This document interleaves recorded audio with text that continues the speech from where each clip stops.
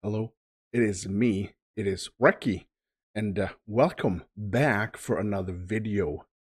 We're going straight to MrBallen this time, and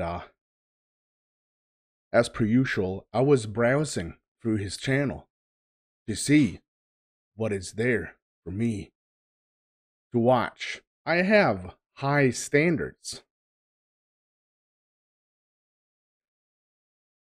I don't know why I said that. Completely stupid. I have high standards. Anyway, so the video I found and the video I picked is something that really, I would enjoy. This is top 3 videos with disturbing backstories, and I am going for part 4. We did the previous one. I think it was part 5, if I'm not mistaken. I'm not sure. I think it is. I can see that I watched at least one of them. Never mind. Of course, we say thank you so much to all the awesome people that supports me through Patreon and or channel membership. Thank you guys so much. It's freaking amazing. Thank you, thank you, thank you. And we have a shout out to the supreme donators over by Patreon and now available on channel membership as well. Bob, buddasquirrel, David, Deja, Peggy, MrsTMaggio, SouthernMom, Walt, William, and James. Thank you for the amazing support. Now, let's go check it out. Check it out. There we go. That's yeah, everything's working. Everything should be working. Crank it up a bit here. Today, I'm going to share with you 3 progressively more disturbing stories, and at the end of each of them, I'm going to share the video that is famously associated with them. But before I get into today's stories, if you're a fan of the strange, dark, and mysterious delivered in story format, then you've come to the right channel, because that's all I do, and I upload 3, 4, even 5 times every week. So if that's of interest to you, please ask the like button if you can borrow their car, and then return it with the gas gauge on empty. Also, please subscribe to this channel and turn on all notifications. That's very rude. Don't do that. I'm gonna smack the like right now because I love this dude. Where's the like button? Here we go. There you go. I'm pressing all the right buttons now. Let's do this. So you don't miss any of my weekly uploads. All right, let's get into today's stories.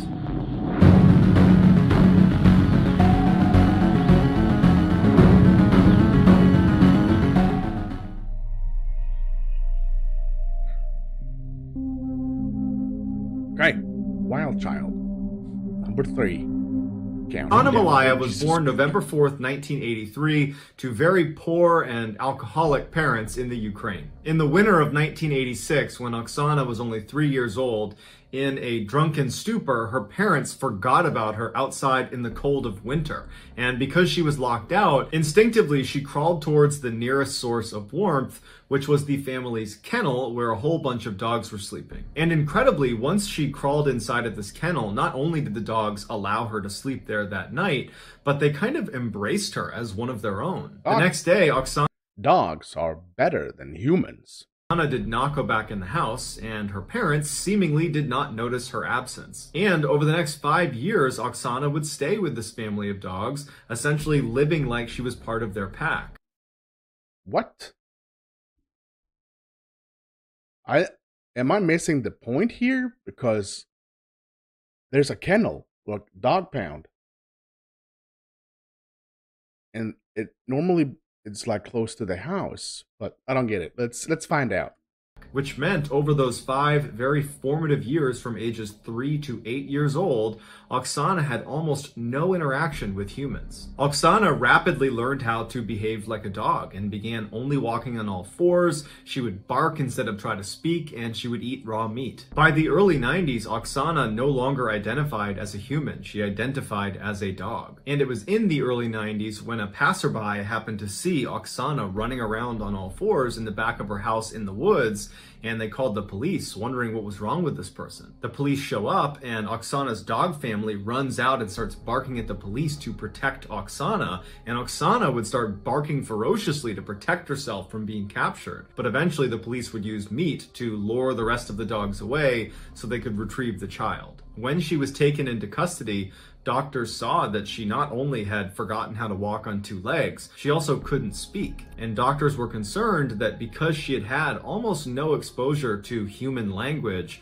for all those formative early years, that she might not actually have the capacity to speak anymore. Oksana was taken to an orphanage where she would eventually learn how to walk on two legs, and amazingly, she would learn how to speak. But despite these incredible gains she made towards re-entering society, her experience living with the dogs had really left a mark on her. Although she could speak, she could only speak in monotone with no rhythm and no intonation, and it was actually... This is just insane. It's like a movie.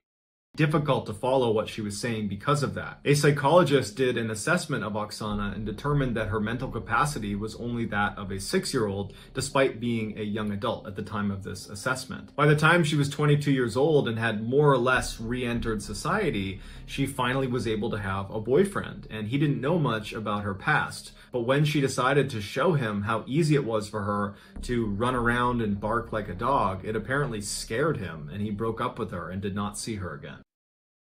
Yeah, I'll probably do the same. Hey, honey, yeah, I used to be a dog. You used to be a dog? Yeah, I used to be a dog. What are you talking about? Yeah, I was with dogs between age of like 3 and 8. Oh, really? Yeah. I can show you. Do it. Dog make noises? Yeah, I'm out of here. Yep. Today, Oksana lives on a farm taking care of animals, and she was recently interviewed on a Ukrainian talk show where she says she no longer wants to live like or act like a dog, she just wants to be a person. Here is some footage of Oksana Malaya acting like a dog.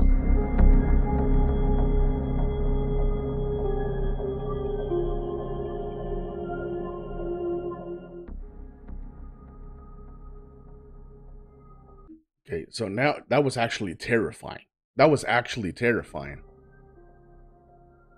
After being apart for many years, identical twin sisters Ursula and Sabina Eriksson were finally reunited on May 15th, 2008. Within 24 hours of their long-awaited reunion, the 41-year-old Swedish sisters boarded a ferry for Liverpool, England. They arrived in Liverpool at 8:30 in the morning on Saturday, May 17th. Oh, this story rings some kind of a bell in back of my head. And their first stop was going to the St. Anne's police station, where Sabina would tell them that she's very concerned for the safety of her kids back in Ireland. The police would say, okay, we'll follow up, and they got in touch with their counterparts in Dublin, Ireland, who went over to the house and everything was fine. So the women leave the police station on foot and they make their way over to a bus stop, and they ultimately board a bus bound for London at about 11:30 in the morning. So they get in the bus and they start moving, and the driver asks them to take their luggage and put it in the luggage hold. But the women aggressively refuse to give up their luggage, and in fact, they start clutching their luggage against their chest. So the driver starts to feel really uncomfortable about having these two women on the bus, and ultimately decides to just pull over at a service station outside of the city and tell them to get off the bus. They get off, and the driver ends up calling the police and telling them there's something weird going on with these two women. I don't know what's inside their bags, but you might want to come check it out. As it happened, there was already a police officer at this service station who came right over to the women and started talking to them as the bus driver took off. During their conversation, the police officer felt like these two women were not a threat to anybody, and it was just a big misunderstanding, and they let them go. So the officer leaves, and these two women who don't have a car start walking down the highway on foot. Shortly thereafter, a security camera on the highway picks up the two women walking down the median of this very busy highway, and at some point they try to cross the street, and it's obvious as you're watching this video that they're not going to make it. There's so many cars, and immediately Sabina gets hit by a car. Now, Sabina was only grazed by the car, so she was okay, and she and her sister went back to the median of this highway, but enough motorists saw this happen that they called the police. And it just so happened that the responding patrol car that was in the area was being shadowed by a film crew that was filming for a TV show called Traffic Cops. So this patrol car shows up with cameras rolling, and they're able to get the sisters from the median over to the shoulder on the other side of the road, and they're talking to them like, what's going on? What are you doing here? And on camera, everything seems totally fine. Like, there is no major issues here. These women were just stranded and were making some bad decisions walking down a highway on foot. Then all of a sudden, Ursula turns away from the officers and tries to run into traffic. And there are cars whizzing by. They have not stopped traffic. And one of the officers manages to grab her arm, but only gets her jacket, which she's able to wriggle out of before launching into traffic, literally leaping into traffic, and gets hit by a huge truck going 60 miles an hour and gets thrown down the road. Literally a second later, as everyone's like, what is going on? Sabina yells, "They're gonna steal your organs!" And she leaps into traffic and gets hit by another car. Immediately, police run in the road, they stop traffic, and they go up to Ursula, who was the first to get hit, and they see her legs are definitely broken, but she's alive. Wow. As for Sabina, she was totally unconscious, and they didn't know if she was going to make it. I've heard about this, and I can't remember anything of it. When the paramedics finally show up, Ursula, who has the broken legs, fights to sit up, and they're trying to tell her, like, lay down, you're hurt, you have shattered legs, you're lucky to be alive, lay down. Weird. She's not listening. In fact, she's violently trying to sit up, and she starts spitting at the paramedics and the police and screaming obscenities at them like they're trying to hurt her. And they're like, we're the police, we're the paramedics, we're trying to help you. At the same time, Sabina regains consciousness, and even though paramedics and police are trying to keep her laying on the ground, she begins fighting her way up and is pushing the police off of her and finally stands up.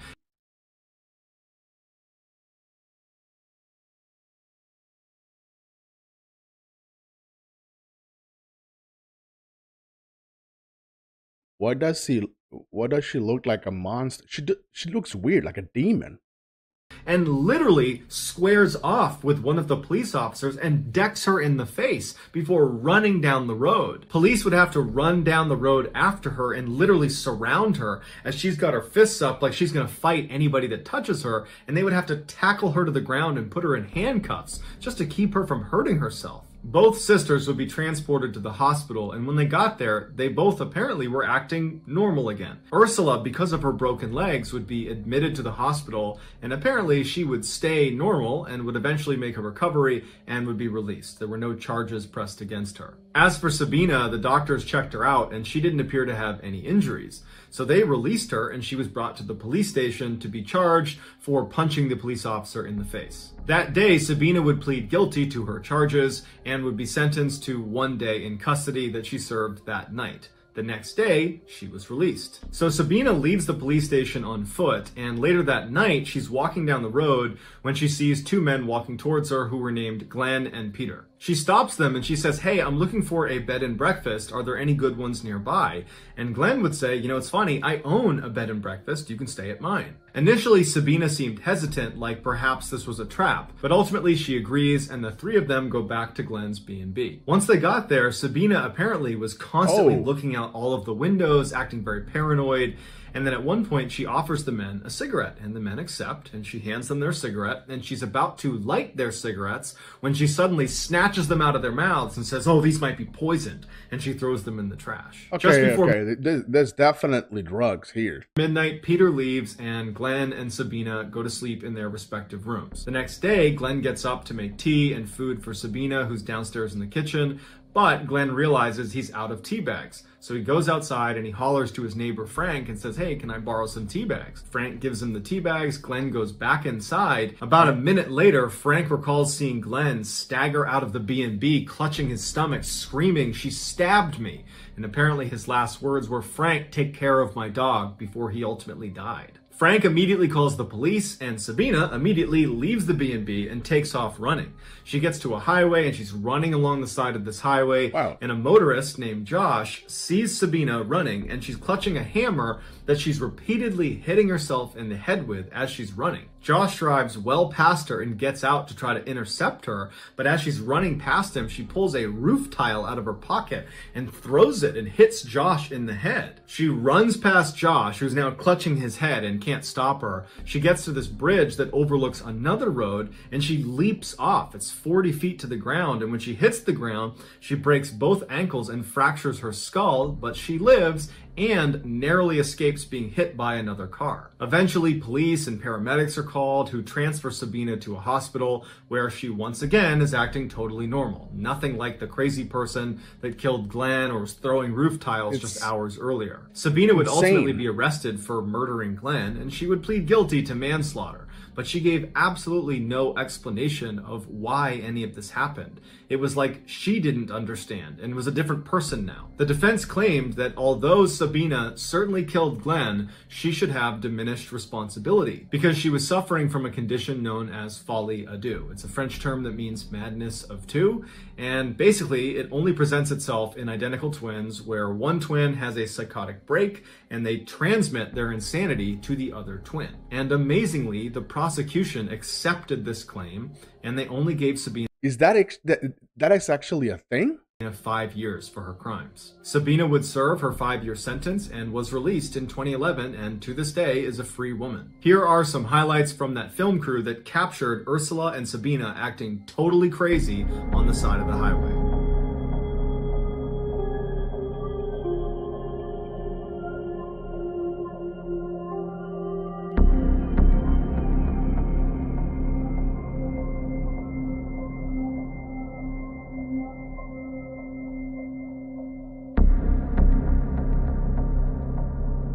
This is like, I'm telling you, if this, I'm gonna be completely honest now. This would happen in Sweden too, but I am 100% sure that if this happened in like United States, they would definitely tase her and handcuff her in a split of a second, because that's the way you should do this. In an instant, you can see that these two women are acting really weird and are possessing themselves in a position themselves in a position where they can get killed or even hurt others. That's a done deal. Tase, cuff, get the hell out of here. Now they are trying to talk to them, grabbing them. That is not helping this at all.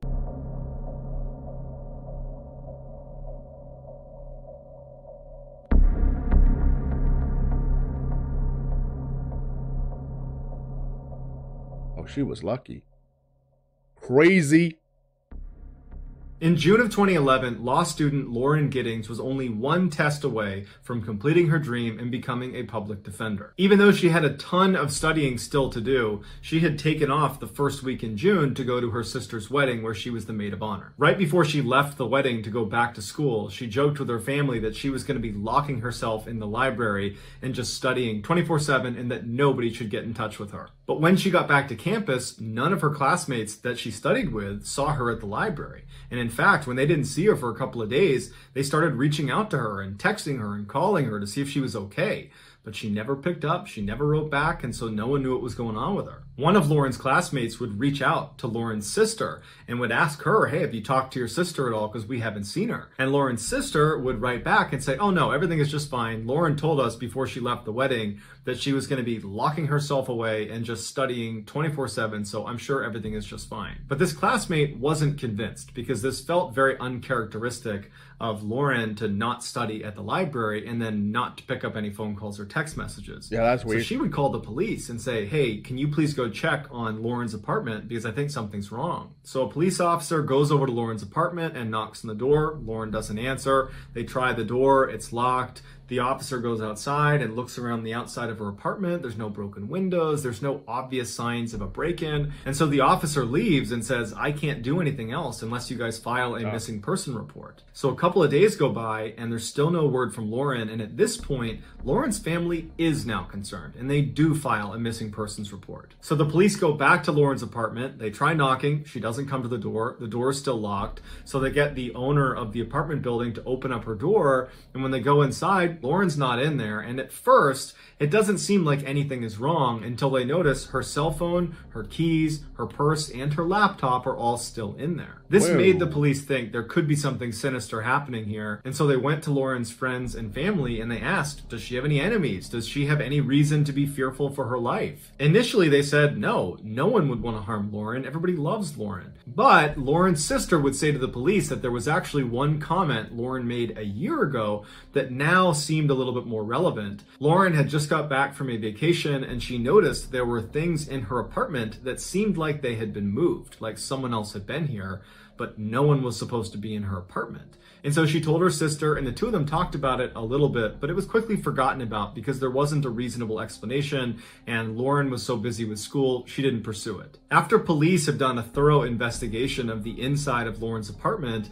they move outside of her apartment and begin scanning the exterior of the building, and they make a huge discovery. An officer who was looking in the dumpster noticed this big black trash bag that looked out of place, and when he tried to move it, it was very heavy, and when they opened it, they found a human torso, and it was Lauren's. Right before this discovery was made, a news crew had shown up outside the apartment building and was trying to interview people that lived in the apartment complex because they had been tipped off that somebody who was living here had been missing for over a week and now police were getting involved. They saw what looked like a resident of the building looking visibly shaken up, watching the police doing their investigation, and they went over to interview him. It would turn out his name was Stephen McDaniel and he was Lauren's neighbor and he was a classmate of hers in law school. The interviewer asked Stephen, what was your last interaction with Lauren? And Stephen became really focused on how he had not seen her in the last week. And in fact, speaking on behalf of my other classmates, no one's seen her. She must have just vanished. As they're doing this interview, right on the other side of a bush, this police officer discovers Lauren's torso, and the news kind of gets out to the interviewer, they've found a body. And the interviewer says out loud to Stephen, it looks like they found a body. And Stephen just completely changes, and he goes, a body? And then he goes completely silent to the point where the interviewer says, are you okay? And he just stands there looking completely distant before walking away from the interviewer, sitting down with his back turned and hyperventilates before the interview ends. Once this case went from missing person to homicide, the police started searching all the rooms on Lauren's floor. And Stephen's room is right next to Lauren's, so he was the first room they searched. Apparently, as they began searching his room, he was standing just outside the door and sweating profusely and drank over 10 bottles of water. In his apartment, they found a key to Lauren's apartment. And what he would do is whenever she was gone, he would sneak into her room and download her hard drive, as well as steal little souvenirs like small articles of clothing and other things that he would hoard in his apartment. When they went on Stephen's computer and checked his browser history, basically the only things he did on the internet were look at Lauren's Facebook and LinkedIn profiles. But the creepiest thing they found was this camera that was literally duct taped to this long pole.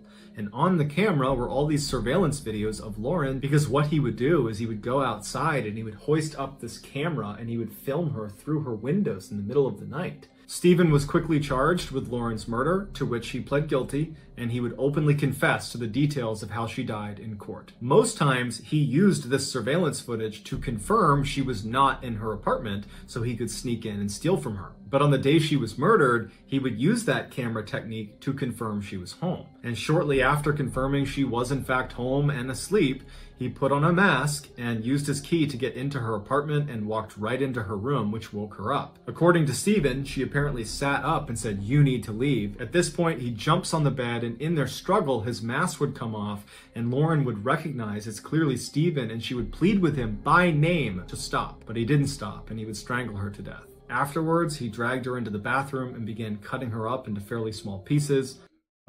Jesus Christ. I don't understand. I understand you can be obsessed with something, definitely, but to the point or where you can kill someone and then chop him up like is he a butcher? Some of those pieces got flushed down the toilet, the others were put in bags, and only one of those bags was ever discovered, and that was the one of her torso. Stephen was ultimately given a life sentence. Here is a highlight of Stephen's interview when it's revealed that they've discovered Lauren's body. No one has seen her since Saturday. I haven't seen anything. I've always heard noise outside, but it's just people walking by pretty much. We just don't know where she is. What about in the parking lot area? I know they've been doing a lot of, I think that's where they have recovered the body or whatever they recovered from there. Body? Had you seen anything there? Had you seen anything there? I mean, we don't know if this is the same person. You know what I mean? Like, they took out a body there earlier. We don't know if it's the same person or not. So that's why we're trying to ask people if they know who lived there. Are you okay, sir? I think I need to sit down. Okay.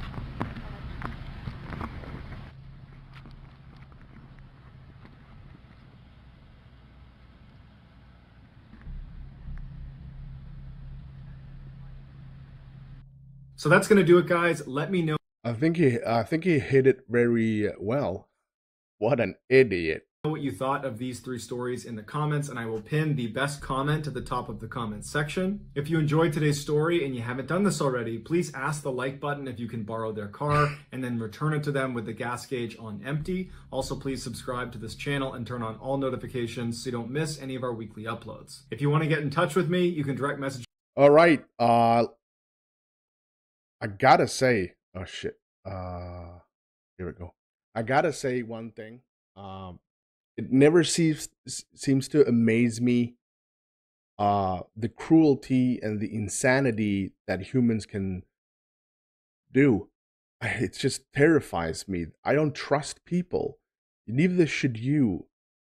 Just take care of yourself. It's an evil world we live in, and it's messed up. Totally. I'm gonna wrap it up here. If you did enjoy, smack the like and of course hit that subscribe. If you want to become one of my awesome people, check the link for Patreon in the comment section and click or join. Click or join. Click join to become a member. I am Recky. You stay safe.